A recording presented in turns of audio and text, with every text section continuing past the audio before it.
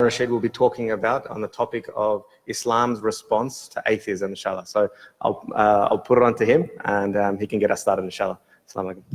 Bismillah ar-Rahman ar-Rahim. Alhamdulillah wa salatu wa salamu ala Rasulillah. Amma ba'd. A'udhu billahi samil alim min ash-shaytan ar-rajim. Bismillah ar-Rahman ar-Rahim. Wa ma arsalnaka illa rahmatan lil alameen. Wa qala Rasulullah sallallahu alayhi wa sallam. La yu'minu ahadukum hatta akuna ahabba ilayhi من والده وولده والناس أجمعين أو كما قال عليه الصلاة والسلام. Respected brothers and sisters, Assalamu alaikum wa rahmatullahi wa barakatuhu. I am honored to be here with you today. It is my pleasure, my honor to be of service to this beautiful, this great, this honorable deen, and it is our privilege to be in the masjid. Allah has blessed us with Islam, the biggest blessing, the biggest ni'mah of Allah subhanahu wa ta'ala upon any of his creation. So we should thank Allah subhanahu wa ta'ala for this blessing. And tonight I will be talking about, inshallah, the concept of atheism, or the emergence of atheism in our modern day and age. Atheism, to simply put, means belief in no God, whether it's gods or God. So absence of belief in any deity for that matter. So atheists, they believe in no God. They reject the existence of God. And there are a number of reasons why that is the case, but this is what it means. And loosely translated in the Arabic language, it means ilhad, basically, which means disbelief in God. Whether it's the God of Abrahamic faiths, or whether it's the God of the Hindus, or whether it's the God of any other faith for that matter. They do not believe in any God. And this phenomenon has been on the rise recently in the Western world in particular. In the Western world, religion has been on the decline because Christianity has not convinced people living in this modern age. Since last 2 centuries, Christianity has been going down. Belief in Christianity, if you go to the Western world now, when I say the Western world, I mean Europe, Americas, and Australia. Australia is also part of the Western world. So if you speak to people, a lot of them, and I say millions of them, they will say they have no religion. They have lost their faith in Christianity. And this process started in the 18th century. So in my opinion, new atheism, which has emerged in the 20th century, it is more aggressive, it is more assertive, and it is more confident. While in the 19th century and in the 18th century, atheists and atheism was on the back foot. Now, because Christianity has failed to defend itself intellectually, atheists think that Islam is the same. They feel that if they have defeated Christianity in debates and dialogues or in intellectual discussions, they feel Islam is exactly the same. Islam has no virtue, Islam has no intellectual arguments on his side or on his part. Therefore, Islam is no different. So they assume this. But recently, there has been a surge of Muslim scholars and activists and Muslim speakers who have challenged atheistic scholars and their speakers and their debaters. And alhamdulillah, many successful debates have been conducted, and some of the weakness of atheism has been shown in these discussions.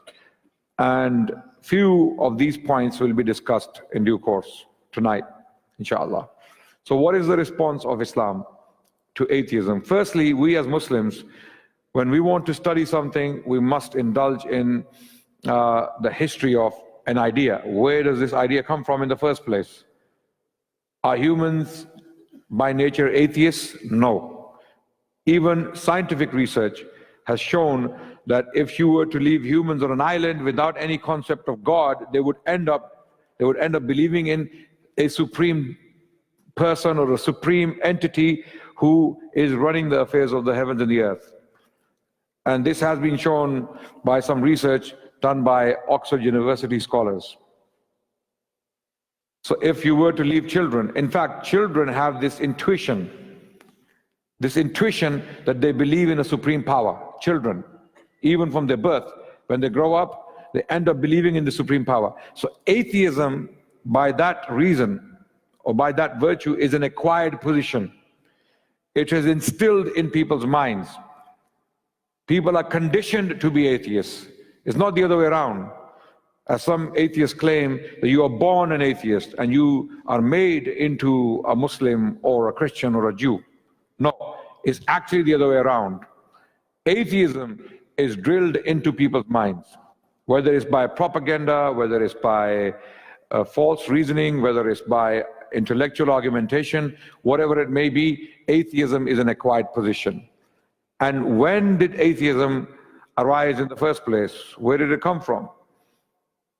I believe atheism is a product of Western history.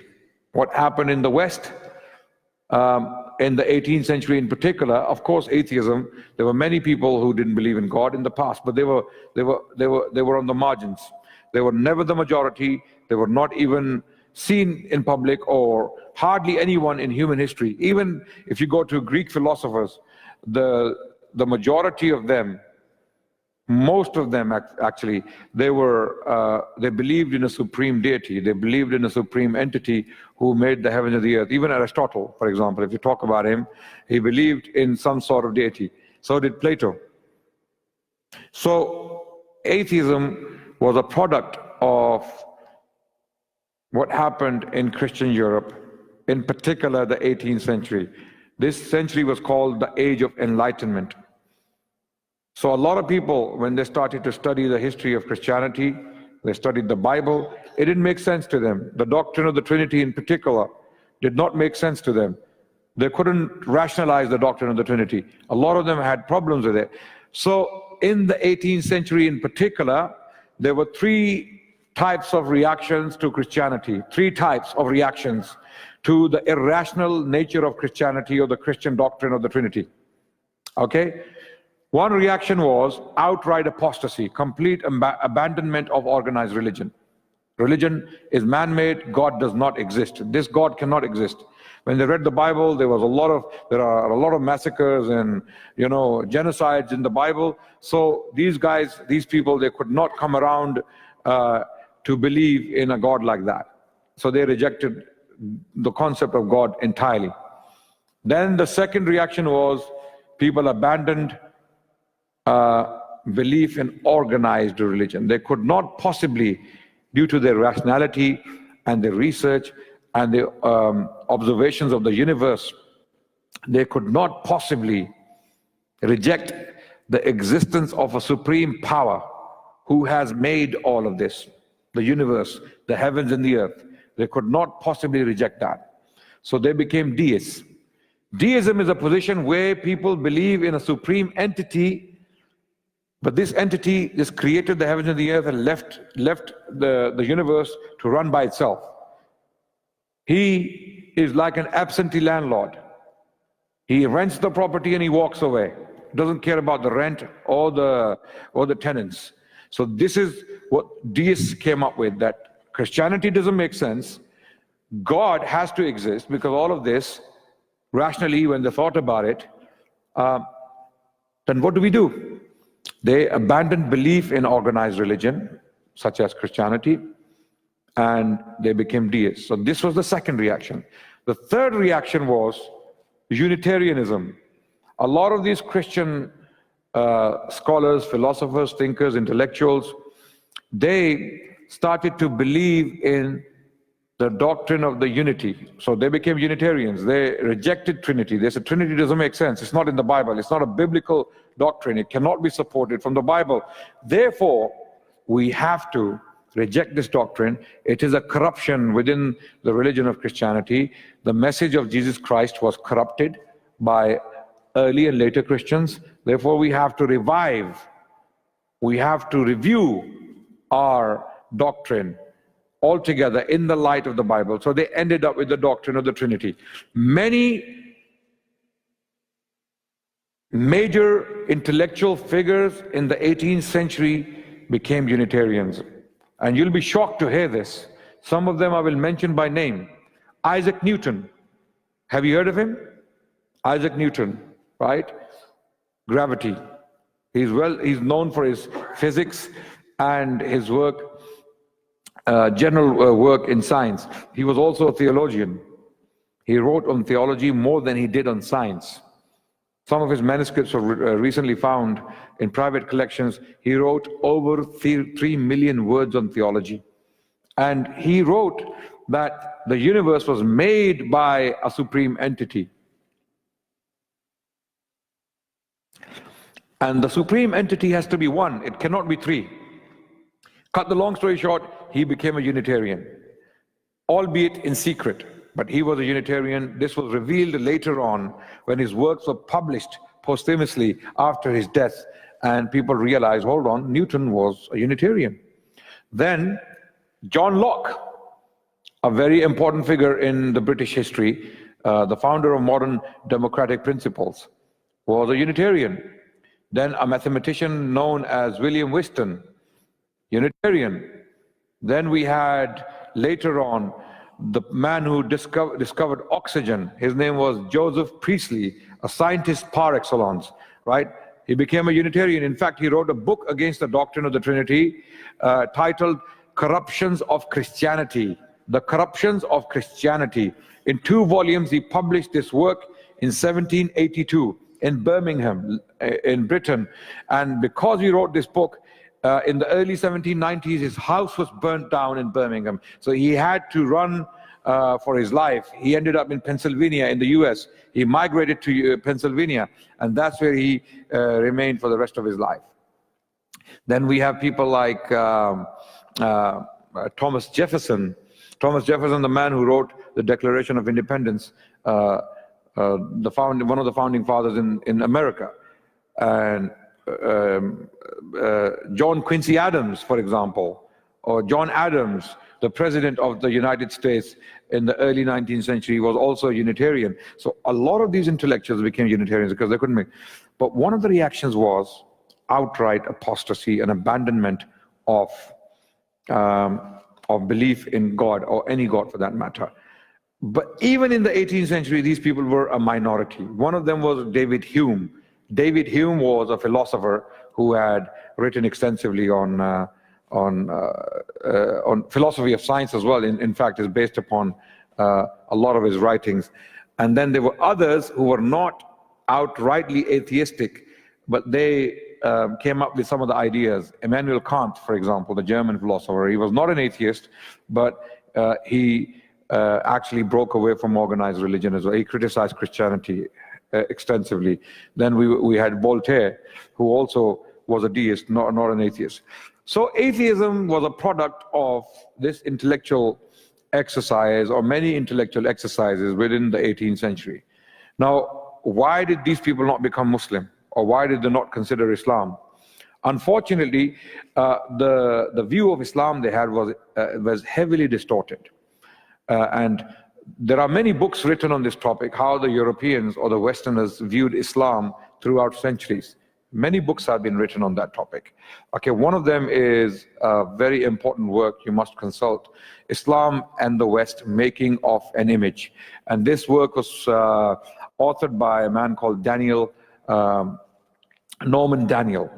Okay, Norman Daniel. He has collected all the history of how the Western people viewed Islam throughout the Middle Ages, how Islam was viewed. And that view was passed on to later generations during the Renaissance period. And then during the Enlightenment period, people, when they read about the Prophet of Islam, the presupposition or the beginning point was that he's an imposter. He is a false prophet. So this is the lens they studied with the Prophet with. So they couldn't see anything positive in the life of the Prophet ﷺ. I had a debate tonight. Before I came to this masjid, I had a debate. And I had a debate with this Christian apologist called Dr. Bernie Powers. And even he, during the debate, he struggled to come up with anything positive about the Prophet ﷺ's life. Hardly anything. And the things he did mention were mostly negative, right? So this is how the Europeans have had a bias and a prejudice towards the Prophet ﷺ for a very long time. And there's a huge tradition to that effect. So it's not something which is modern. People think misconceptions about the Prophet ﷺ only happened because of ISIS, or only happened because of Al-Qaeda, or only happened because of these recent wars and geopolitical events taking place around the world. No, this tradition is very old. It goes back all the way from the very beginning of Islam. So when Christians were writing on the Prophet ﷺ, they portrayed him as an imposter, as a false prophet. So they could never, the Christian masses, when they were reading about the Prophet ﷺ, they didn't have a sympathetic view. It only started in the 19th century when some people realized, hold on, we're gone too far now in criticizing this man. He was a noble man. He did great things. His people, his followers achieved a great civilization. So we can't be unjust like that. And to mention a few names, George Bernard Shaw was one of them who wrote like this, and Thomas Carlyle, who was a man of literature, who also, and there was a man called David Davenport. He wrote an entire book, putting the record straight, and the book was titled An Apology for Muhammad and the Quran, right? So many people, in fact, Edward Gibbon, who was an atheist, who was writing in the late 18th century, he wrote a huge history of the decline and the fall of the Roman Empire. Even he praised a lot of things about Islam, right?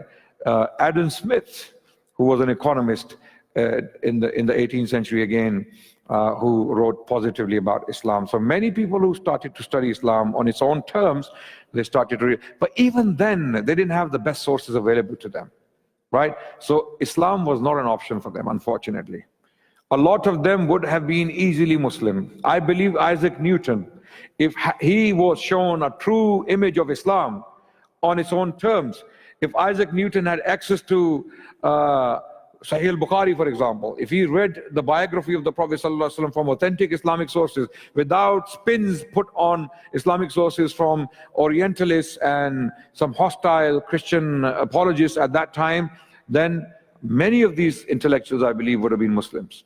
In fact, some of the people in the 19th century did become Muslim. One of them was Abdullah Quilliam, very famous person, one of the most prominent Muslim figures in the 19th century. Many people, and later on in the early 20th century, when more sources became available, more people came to Islam. Marmaduke Pickthall, a very famous English translation, you can find it in your masjid. He was a man of literature, again studied the Quran and Islam and became a Muslim. Muhammad Asad was an Austrian Jew. His name was Leopold Weiss, and he died in the 1990s. He became a Muslim. He spent time with the Arabs during the early days of Saudi Arabia, and then he met many Muslim figures, including Muhammad Iqbal in India, and then Muhammad Iqbal advised him to stay here because we are about to create another state in the name of Islam called Pakistan, and we will lead you. And Muhammad Asad, being an Austrian Jew, represented Pakistan in the United Nations. Not a lot of people know this. And Jinnah had actually given him a task to write the Islamic Constitution of Pakistan. Unfortunately, that task was never completed for some reason, and Pakistan remains a predominantly secular state to this day. So, coming back to atheism. So atheism was adopted in the 19th century more so than it was in the 18th century. It was a reaction against irrationality of Christianity. So it became fashion in the 19th century. So there were many thinkers during the 19th century who started to call themselves rationalists.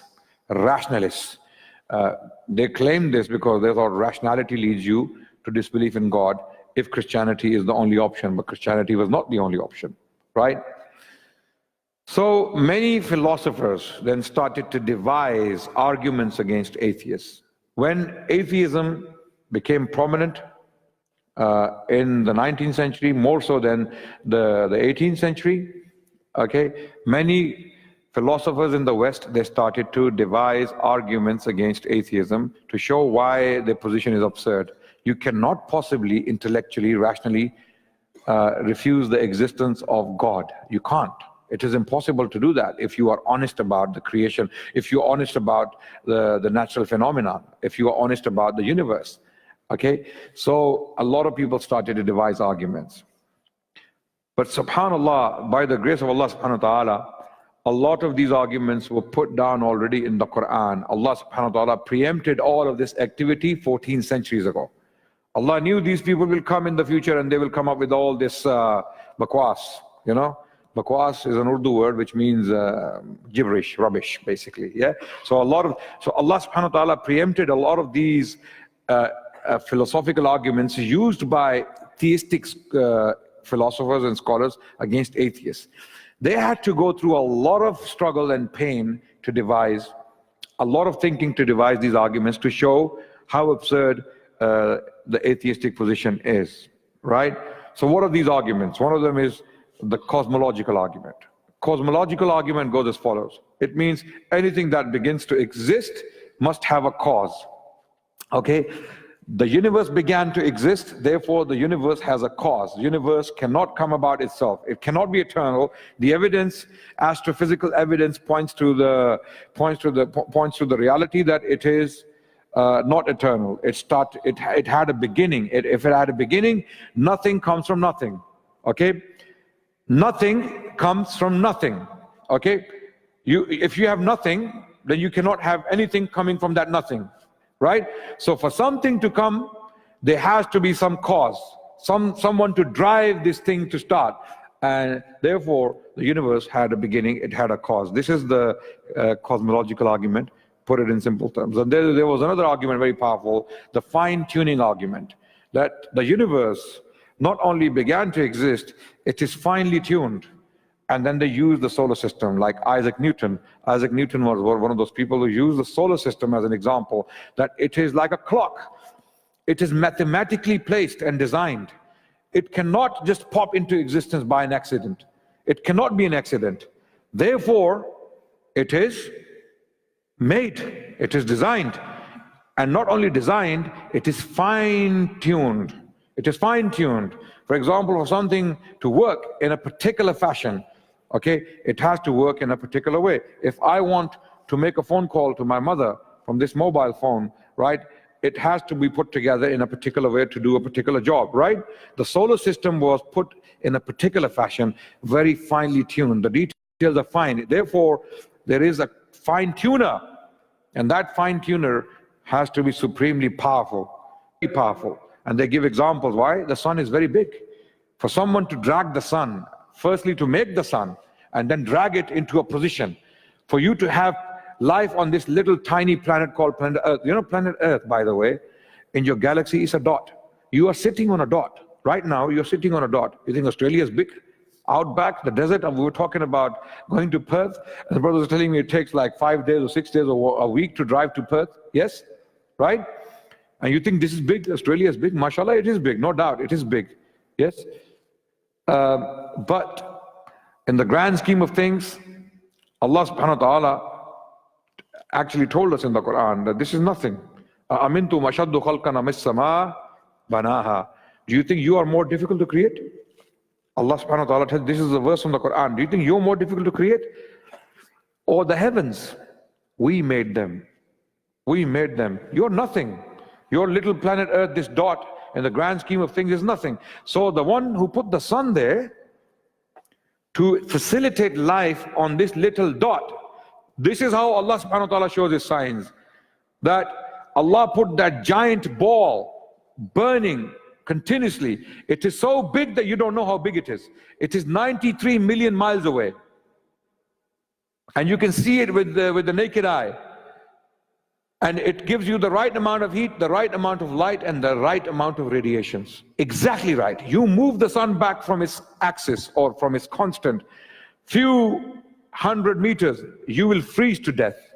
You move it forward few hundred meters from its constant where it is right now, you will burn to death. So these philosophers, they knew, Isaac Newton knew this from his observation of the heavens, whatever little means they had available at the time to them, they knew. So they argued like this. They called it fine-tuning of the universe, and they used the solar system as an example. Then they had this design argument, that there is design in the heaven and the earth, right? It's like if you found a watch on a beach in the sand, there would be two options. It came into being itself, the wind blew, and the sand came together, and glass came together, and the machine put the watch together. Or it was put there by someone who made it, right? So this is the design argument, which is quite old. Actually, it was made famous by a man called William Paley in the late 18th century and early 19th century. It's called the watchmaker argument. Then there is another argument for morality. Some philosophers came up with morality. If God doesn't exist, then there is no morality. Then you can do what you want. If God doesn't exist, you can do what you want. The concept of good and bad comes from God. If not, then you are left to fetch for yourselves.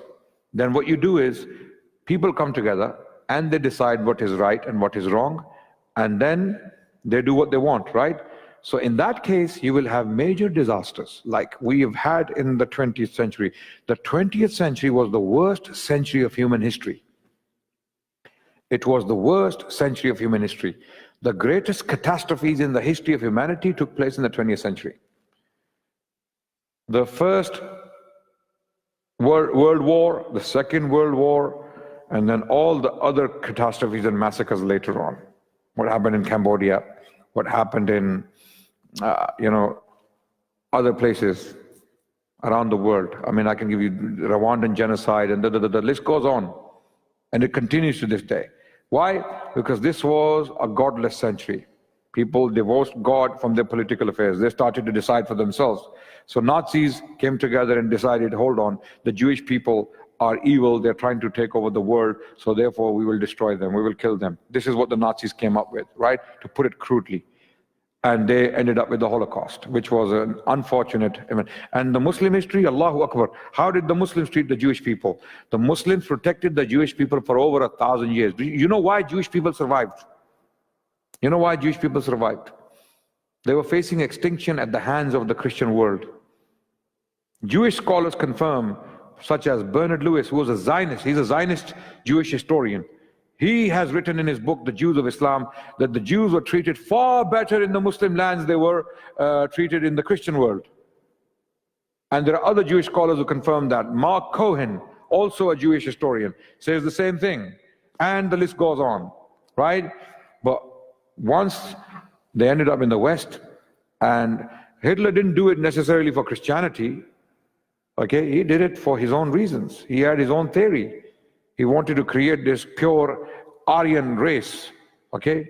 And he was trying to experiment on the Germans to do that. So God, then what happened in communist Russia, okay? Hundreds of millions of people were killed by the communists. Because to them, man is a machine. Man is a machine, okay? Man does not have any moral value. So, many other examples can be given for all these disasters that took place in the 20th century. So this was happening because people were ignoring God and his instructions. So when we keep going studying the history of atheism, we come to realize that these arguments people were devising, they were very powerful, but many of them were already covered in the Quran. So these arguments I'm putting in front of you were devised by philosophers, thinkers who wanted to counter atheism. So morality, argument for morality, that morality does not exist without God. If God does not exist, then morality becomes a relative topic. It means it's relative. It may change from place to place, from time to time. What is rape here may not be rape in, let's say, in America. Or what is murder here, what is evil here, it might not be evil there. For that reason, now people are campaigning to have sexual relations with animals. In Denmark and Germany, there are people who are campaigning that they want to have sexual relationship with sheep and donkeys and horses and goats and stuff like that. And you think I'm joking? Google. Just Google. Sheikh Google, right? Go and put in Google bestiality in Europe. Bestiality or zoophilia. Zoophilia in Europe. And you will see all the articles coming up where people are campaigning. Would that be possible under a religious establishment? No, that wouldn't be possible. Okay, so in the name of freedom, firstly, freedom from what? Freedom from God. Freedom from God, right? And then what follows is complete freedom from any moral convictions you may have, right? So now morality is relative. Okay, now I like to sleep with dogs and cats, and I would like to have sex with sheep. So it's okay as long as there's no harm. So they follow, some atheists actually follow a philosophy called consequentialism. So as long as you remove bad consequences from an action or from an idea, then it's all good. This is the reason why Richard Dawkins, one of them who is a prominent atheist in the world, actually is an agnostic, he's not an atheist. He tweeted that there's nothing wrong with eating dead bodies of humans. Okay, I don't blame him because he's very consistent with his philosophy. The philosophy of life they follow. There is nothing objectively moral. There's no truth. There's no objective truth if God doesn't exist. Does that make sense? Am I making complicated points, or do you understand the issue of morality? For example,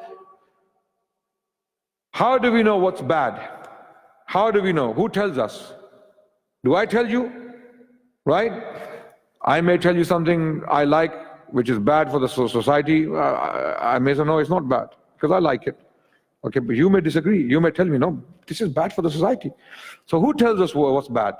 God, Allah, who created you. Okay, who tells you what is good? Him, Allah subhanahu wa ta'ala, who created you. If you remove him, then there is no good and bad. He is the one who tells you you cannot have relations with your mothers, your daughters, your sisters, your aunts. Quran, yes, tells you that's your morality, right? Animals, you cannot have relations with animals, it's haram, right? But once God is removed, then mothers, daughters, sisters, animals, who cares? Who cares? I had some discussions with some atheists in Pakistan, some young boys going to university, and you know, this phenomenon is rising in the Muslim world, not because Islam is not intellectually satisfying, not because Islam is false, because these people don't know Islam. They have no idea, they don't study Islam, they assume things about Islam, and then what they get to the contrary is atheism from some of their professors. So we had a long discussion. They had a lot of students in this place, and we had a Q&A. And during the Q&A, they asked questions, and I put a question to them. These guys, because they grew up in Pakistan, Pakistan is a very conservative Muslim society. People have this, you know, Islam in them. Whether it's cultural or actual is a completely different matter, but they live Islam culturally. Pakistani people are like that, right? Like other Muslim countries, for example. So I asked these guys, would any of you have relations with your sister? No, astaghfirullah, astaghfirullah. The atheists said, no. I said, why not? Why not? God, if God doesn't exist, you believe that, right? God doesn't exist. No God. So what's the problem? What's the problem?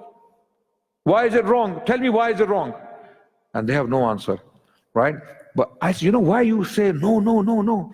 Because you have been conditioned in a Muslim society. You are conditioned. Your morality is indirectly conditioned by a Muslim society. So that's why the idea is abhorrent. It is very, very... But if you be consistent with your belief that if God doesn't exist, what's the problem? This feeling you have of disgust about the thought is because of Islam. Because you lived in an Islamic society, you have been conditioned. Otherwise, you wouldn't be thinking like that. If you go to Norway or somewhere like that, people are already doing this. They have no problem with this. But it is your conditioning. So, morality is a very, very powerful argument against atheism. Very powerful argument. You know, you can actually shake the foundations by using this particular argument with other arguments. Then there is an argument from consciousness.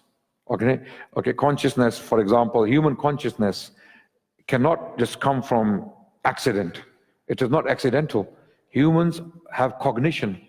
They assess and they decide and they implement, they plan, they make things, right? Humans are intelligent.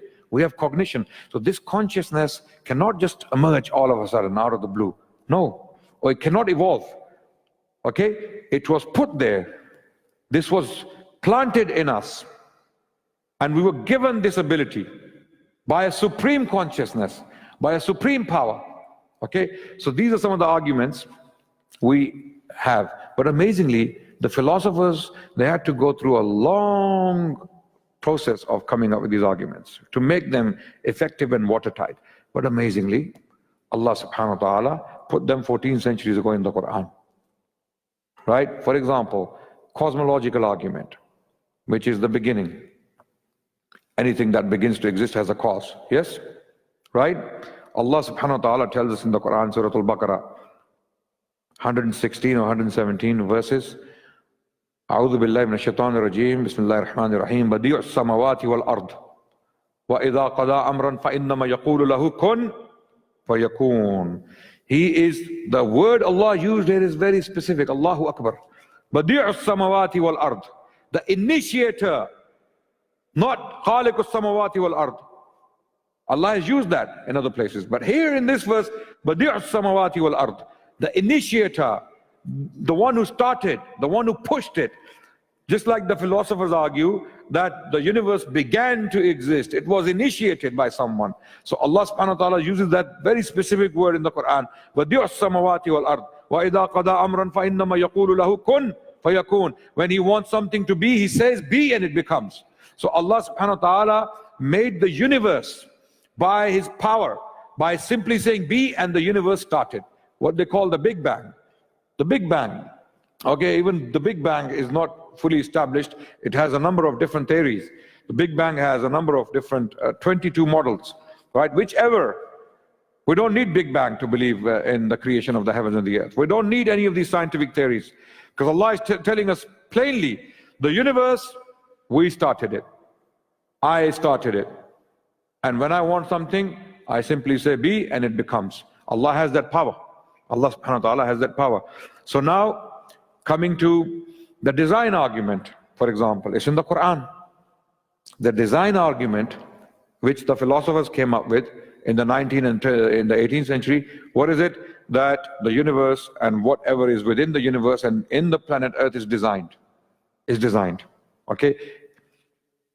So, the Quran tells us exactly that. The Quran tells us in Surah An-Naba, the surah which was read by the Shaykh in Salah, what does the Quran tell us? Allah subhanahu wa ta'ala gives us an order, how the design of this universe and your solar system works. Okay? Allah says, أعوذ بالله من الشيطان الرجيم ألم نجعل الأرض مهادا والجبال أوتادا وخلقناكم أزواجا وجعلنا نومكم سباتا وجعلنا الليل لباسا وجعلنا النهار معاشا وبنينا فوقكم سبعا شدادا وجعلنا سراجا وهاجا وأنزلنا من المعصرات ماء ثجاجا لنخرج به حبا ونباتا. So Allah has made all of this for you. So the first question is عَمَّ يَتَسَاءَلُونَ عَنِ النَّبَإِ الْعَظِيمِ. They ask you about the great news, the great event. Okay? Tell them, it is coming. عن النبأ العظيم الذي هم فيه مختلفون كلا سيعلمون. They will come to know. Those who question, they will come to know. ثم كلا سيعلمون. How? They will come to know. Again, Allah says, they will come to know. For sure they will come to know. How? Because Allah did all this. Because Allah did all this, there will be a day of recompense. Because at the end, what does Allah say? إِنَّ يَوْمَ الْفَصْلِ كَانَ مِيقَاتًا.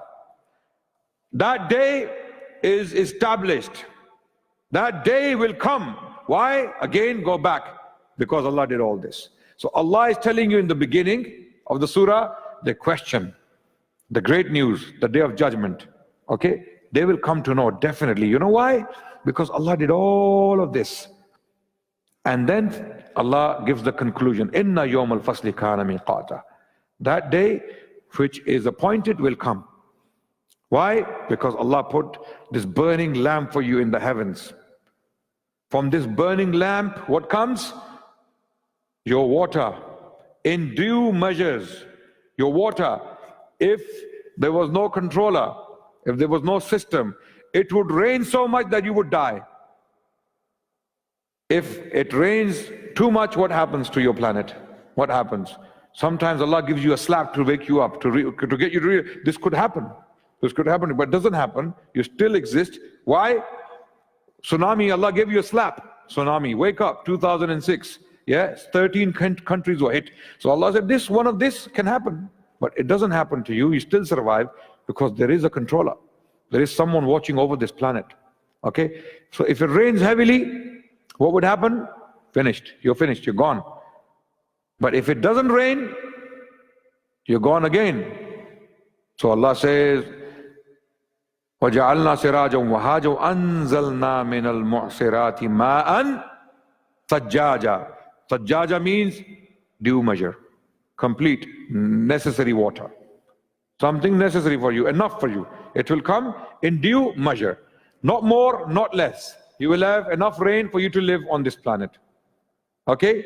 And then, وَأَنزَلْنَا مِنَ الْمُعْصِرَاتِ مَاءً ثَجَّاجًا لِنُخْرِجَ بِهِ حَبًّا وَنَبَاتًا. Why does it come down? So that you can have your food. So Allah is telling you the design. Then Allah goes further. The fine-tuning argument is there in the Quran. The fine-tuning. How?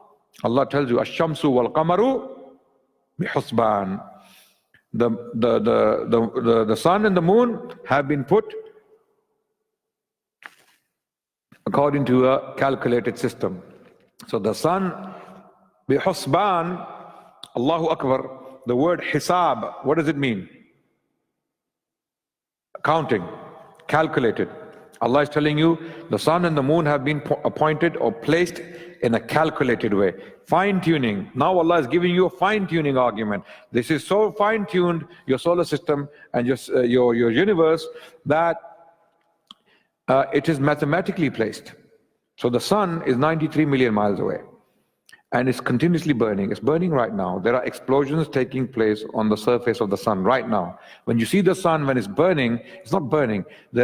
These are cosmic explosions, astronomical explosions taking place on the surface of the sun. One of those explosions, you know, when the sun is burning, it's exploding. The surface exploding. It's so big, it's a giant ball. It's a very big planet. It's a star. The sun is a star. And one of those explosions, when you see fire burning, what do you see? The flare. You see the flare, yes? You can't hold it, but it's a flare.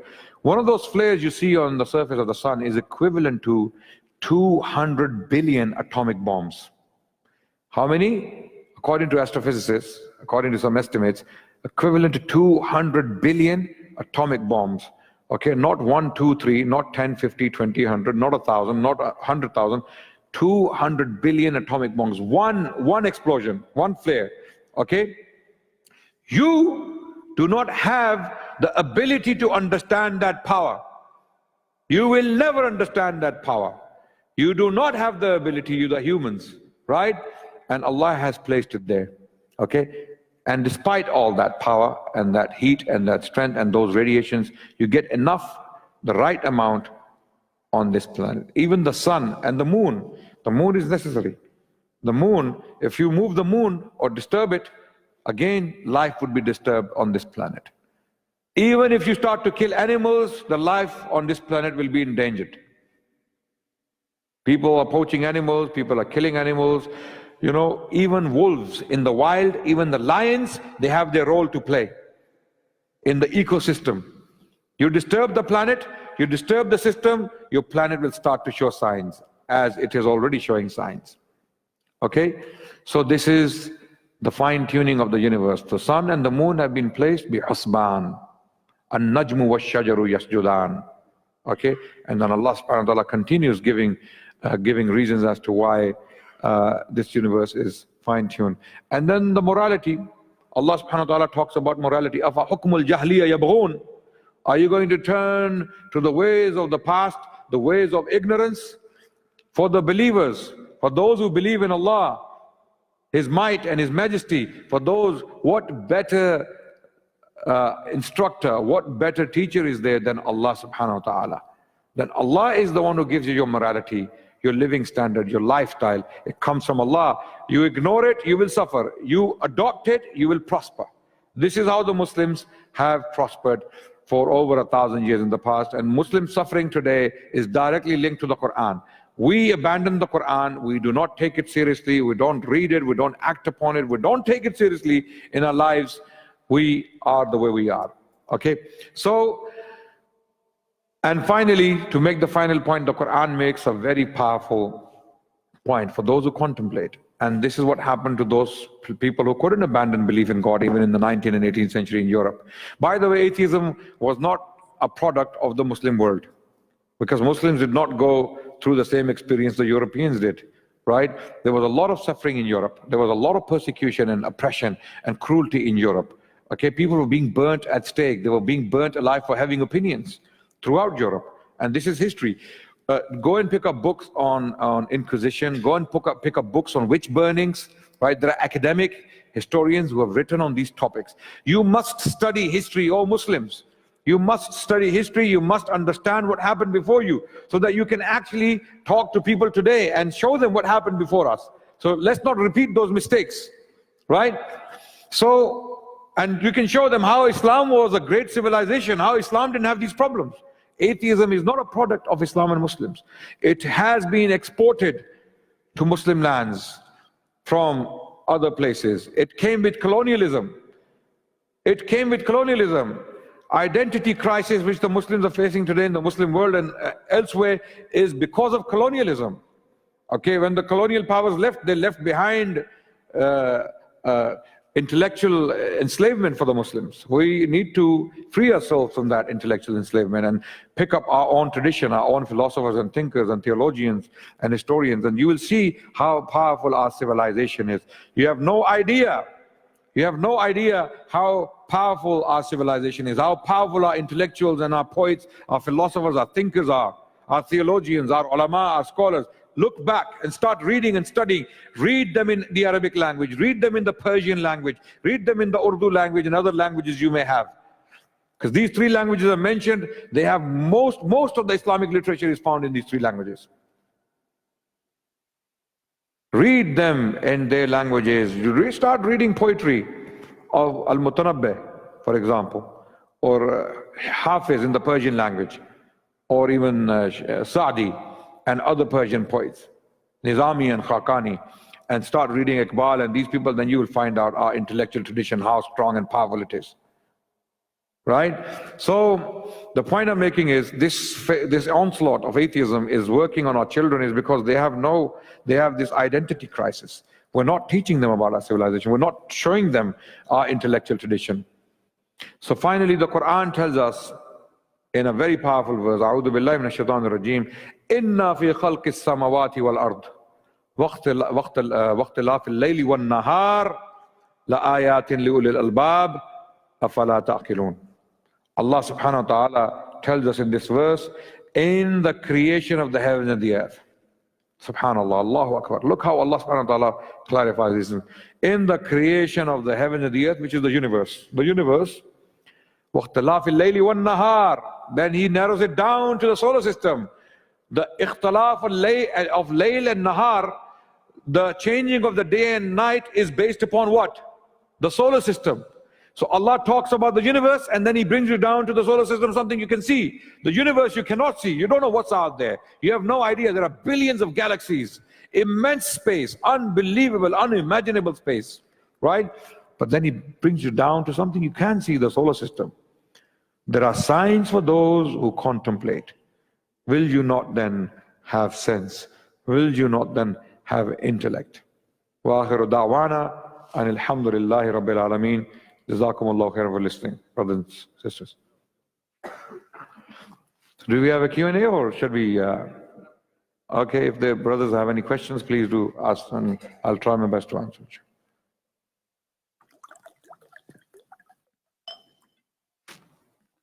Just keep them in line with the topic. I don't think there's a paper going around, but you could raise your hand and yep, there we go. Just keep it brief, yeah? Assalamu alaikum. Appreciate your point on the 18th century, the sort of decline of Christianity, which actually is the kind of origin of the atheism. I mean, the only missing part that we actually know is that Christianity caused so much of sort of murders and, you know, the king versus, and because the priest actually took over the king's power and they did. Yes. So, I mean, is it necessary to actually, for us to learn all that? Because that's how they destroyed the religion. I had to travel recently all over Europe, and believe it or not, I got a lot of friends in Europe, Belgians and Germans, and all of them are atheists. I couldn't find Christians at all. And this is exactly happening all over UK as well, which is very painful because they said they're not opening churches anymore at all. Fortunately, Australia was a very good Christian country. 60s, 80% churches were full. Now you go on a Sunday, you find 5 guys mucking around and it's gone, which is really very painful. But of course, we still consider them house of God. We have worship the same Abraham God, Jesus God, Moses God. But their decline is still frightening to us. Obviously, our philosophies are so strong and good. If you can transpire to our children, the children are expected to hold on to Islam, which is right. But their decline itself, I mean, complete loss because of this 200 years history is very difficult for us to accept also. I mean, what can we do as far as such things not to happen? Because even Muslim countries are getting involved in similar, they are giving new religious reason. But we know for sure all these things that are happening is not really controlled by Islamic world, is controlled by their side, you know what I mean? So, I mean, it's very complicated, but do we need to have an expertise on this knowledge, new political knowledge? Because really, we like to separate Islam from political influences. Thank you very much for that question. I believe absolutely we have to learn about the history of the people who came before us, because the Quran, one of the most powerful arguments in the Quran is history. هل أتاك حديث موسى ألم ترى كيف فعل ربك بعاد إرم ذات العماد التي لم يخلق مثلها في البلاد. Okay? ألم ترى كيف فعل ربك بأصحاب الفيل. So Allah subhanahu wa ta'ala talks about previous people, Banu Israel. Okay, Surah Baqarah is full of Banu Israel and the story of Banu Israel and other people. So Allah makes them an example. So to learn about the people of the past is absolutely crucial. In fact, it is Islamic. It is exactly Islamic to learn the history of the past so that we can actually tell the world what happened before us to avoid those mistakes and those errors, right? So history teaches you about the past so that you can avoid all the pitfalls. It prepares you for the present and it makes you foresee your future. It makes you predict your future more accurately. So history is very important for that reason. And when we look at the Muslim world today, when we look at our youngsters, okay, because we haven't focused on our history, forget about other histories. We don't even know our own history. At best, you speak to a normal Muslim in the masjid, any uncle or any youngster or anyone like that, for example, you speak to them, they will know about the Prophet and the Khulafa, and then they will know about Ronaldo. They will know about the cricket team and the actors and the singers. They will know them. After the Prophet and the Khulafa, they will jump straight to these people. And in between, they have no idea what happened for 1,000 years throughout the Muslim civilization. What happened to the Mughals? Who were the Ottomans? What happened to the Ayyubids? What was Al-Andalus? What was Sicily? Okay, what influence did the Muslims have over the Europeans? What did the Muslims do? What happened to Muslim libraries, Muslim scholars, intellectuals, ulama, scholars, okay, muhaddiseen? Who is going to study the science of hadith and the expertise? So today, what happens in the Muslim world, from Morocco to Bangladesh, all the way, when people study, when you speak to the parents, they want their children to be accountants. Why? Because they're going to make money. They want them to be doctors. Why? Because they're going to make money. They want them to be engineers. Why? Because they want to make money. They want them to be software engineers. Okay, why? They want them to study programming, right? They want them to study all these things for stomach, for the gut, not for the brain. Okay, so this is the basic reason of our decline. We have left intellectual activities for others. We have completely ignored humanities, history, philosophy, literature, psychology. These subjects, we have completely ignored them, and we have picked up the screwdriver and the plier. This is what we are now. We are a bunch of workers. That's at best. What do? Pick up files, write files, fix cars, even jets. You might become an astronaut. You might become an astronaut, but that doesn't necessarily make you a thinker, an intellectual, a social scientist. It doesn't make you that, okay? These are the fields that really influence people, right? These are the fields. Who is making policies in the world today? Who is defining the direction of the world today? Who is? These so-called intellectuals. And Muslims are not to be seen anywhere, because we are all worried about the gut. We are all worried about the stomach. And the stomach, about the stomach, a Punjabi poet. Who knows Punjabi here? Who knows Punjabi? Very few people, eh? One of the Punjabi poets, I'll still say it, and then I will translate it. He said, can I speak Punjabi? He said, Asmana te urde panchi wek te sahi hai ki karde ne.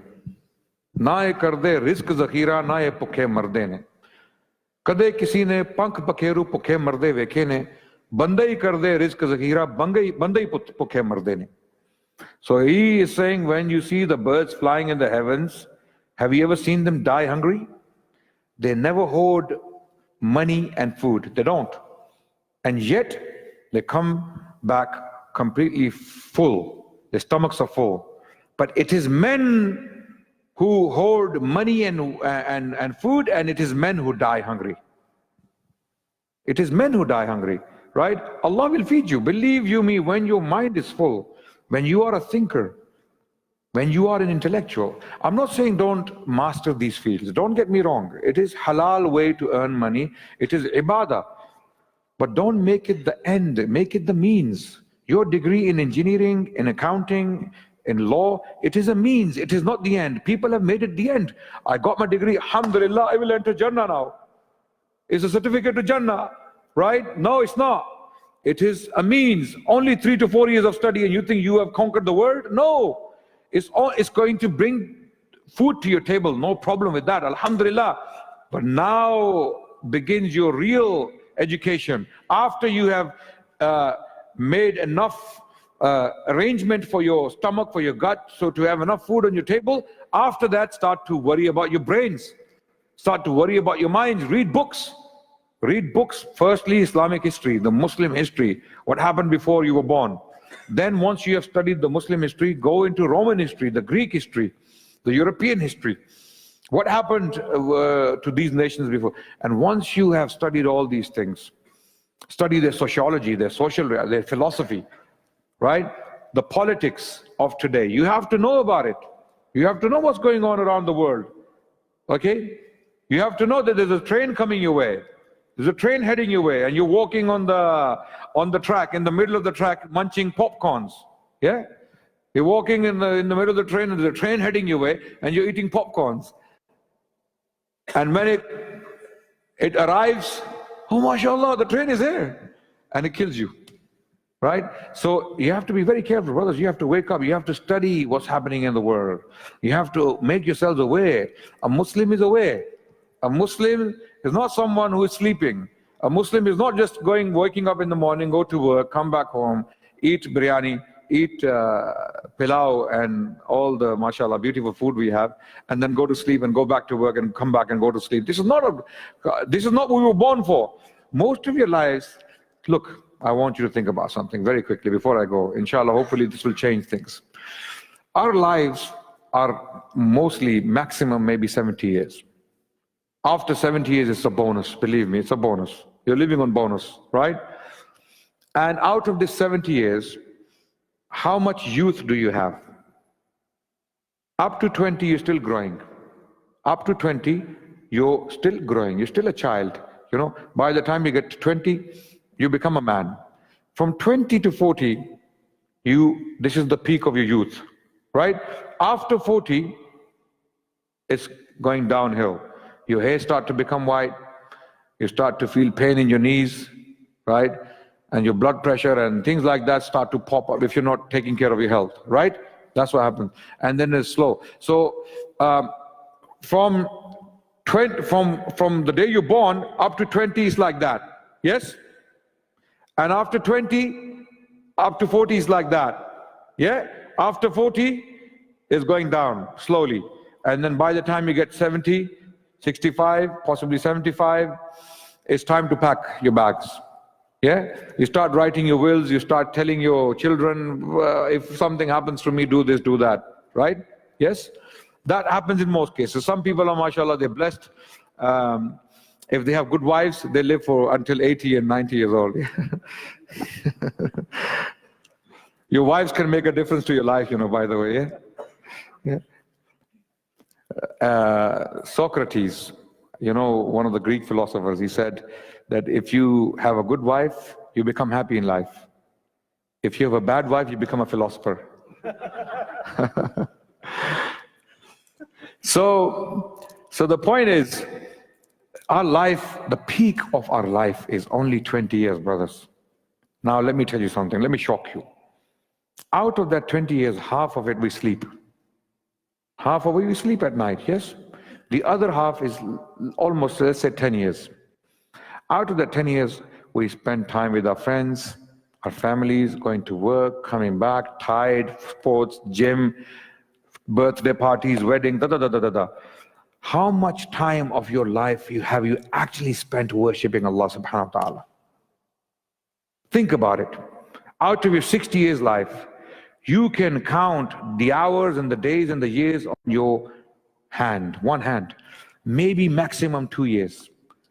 And Allah is so merciful. Based on that little worship, out of our long lives, Allah will still give us Jannah, inshallah ta'ala, as long as our worship is accepted. Allah still promises to give us Jannah. You pray your salah, you do your siyam, you go for hajj and you do zakat, and do not harm others and keep yourselves to yourselves and be harmless people. Allah subhanahu wa ta'ala will forgive you for that. Just for that.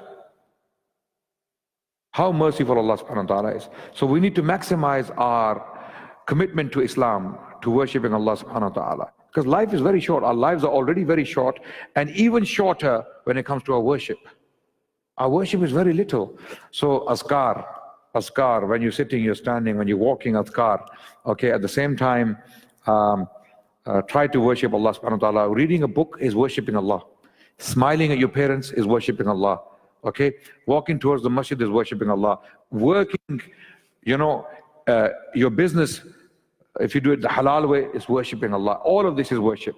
So fix your niyyah. Everything you do in your life, do it for Allah, and it becomes worship. It becomes worship. So then you maximize your worship of Allah subhanahu wa ta'ala. This was a side point I wanted to mention. So definitely we have to learn the histories and civilizations. We have to learn about them and the political systems and the philosophies of people so that we can convey the message of Islam to them more effectively. The more we will know about them, the more we will be able to relate to the reality and teach them about Islam and tell them why Islam is better, why Islam is a solution, why it's not a problem. I hope that answers the question, inshallah. That was another lecture, sorry. Yeah. One more question, and then we'll close it at that just because it's getting a little bit late, inshallah. Brother? And I have a flight to catch. And coming to Australia, you know, by the time you get to Australia from Dubai, some of your hair become white. This is so long, the flight. Assalamu alaikum and jazakallah khair for the beautiful speech. And my question is, when I try to discuss the existence of creator, atheism, and in contrast, what we say as a solution is there is a creator, right?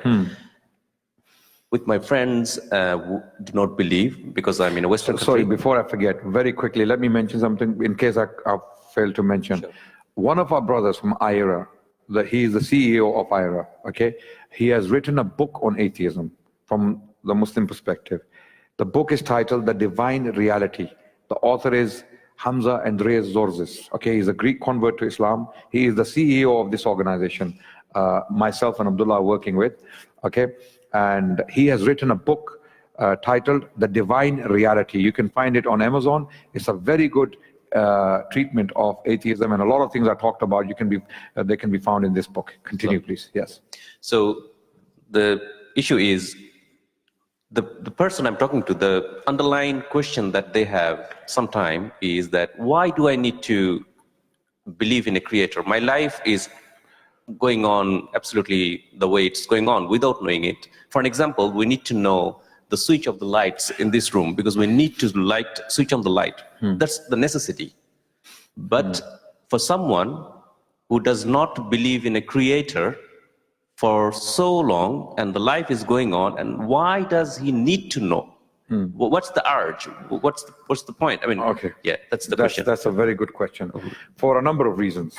Everyone needs a creator, or everyone needs to believe in the creator for a number of reasons. Number one, someone who doesn't believe in the creator, his or her life may be going very well. But belief in creator drives you to help others. Because if you do not believe in a creator, you may become self-centered. You may live your life nicely, but you may not be very useful for others. Okay? You may not be able to help others because you don't feel the need. You don't need to, you don't have to do it. Why do I have to do it? My life is fine. My electricity is working. My money is there in the bank. And I have a good job. I have a good car. I enjoy my life. I can go surfing and all that. Okay? I don't need to do that. But belief in the creator makes this planet a better place. Right? That's why belief in the creator is not an individual thing, it's a collective thing. It helps people collectively. So when you start to believe in a creator, you start to feel a sense of responsibility towards your parents, towards your children, towards your wives, towards your society, towards your neighbors, towards the world at large. Okay? This is what a belief in the creator brings with it. It removes selfishness from you. It doesn't make you self-centered. You're not self-centered anymore. You are completely in submission to your creator. You follow his ways, and that brings happiness. Amazingly, you need the creator also because it makes you happier. So you may be, for example, satisfied with what you have in life, but you may not be happy. The most prosperous nations in the world, what nations they are? Scandinavian states, right? Norway, Holland, Denmark, and they do a lot of things there. They have plenty of booze, they have plenty of freedom, they have plenty of material prosperity, but what they don't have is happiness. Over half the population is on antidepressants. People feel very lonely. Suicide rate is very high. Japan is one of the richest countries in the world. It's one of the most organized countries in the world. It's one of the cleanest countries in the world, right? And people are killing themselves. The suicide rate, the depression, people are very lonely because they are self-centered. If you go to Japan, I haven't been there, but those who've been there have told me themselves that people are very self-centered, very, very self-centered. They don't have a social life. They don't communicate. Because why? Go to work, make your money, come home, but then it makes you depressed. Loneliness. This is why Islam is a communal faith. Masjid. Come to the masjid. When you hear the call, come to the masjid. Meet the Muslims, meet, talk, converse with each other. It's a social faith. It's not lonely. You can't be lonely. And if there's no one in the masjid, if someone is missing from the masjid, you go and find out what happened to this person. So there's a lot of wisdom behind believing in the creator. Okay, once you start to believe in the creator, you see the result. If you practice his instructions properly. If you're being partial in following him, you follow half his instructions, the other half you don't feel comfortable with, you leave it, then it's not going to help you. But you have to be in submission to the best of your ability. Allah tells you, فَاتَّقُوا اللَّهَ مَا اسْتَطَعْتُمْ. Fear Allah to the best of your abilities. Fear him as much as you can. Okay? What you can't do, Allah will not question you about that anyway. Right? So that's it. This is why it is important to believe in the creator. Okay, we'll leave it at that. Jazakallah khair. Brother Adnan will be here for a little bit longer, so we might be able to give him some personal questions. I know he has to jet soon, but he will stay here for a little bit longer. Yes, he will. Yes? Inshallah. Yeah, inshallah. Inshallah. Oh, it should be. Inshallah. Subhanakallahumma wa bihamdika nashhadu an la ilaha illa ant nastaghfiruka wa natubu ilayk.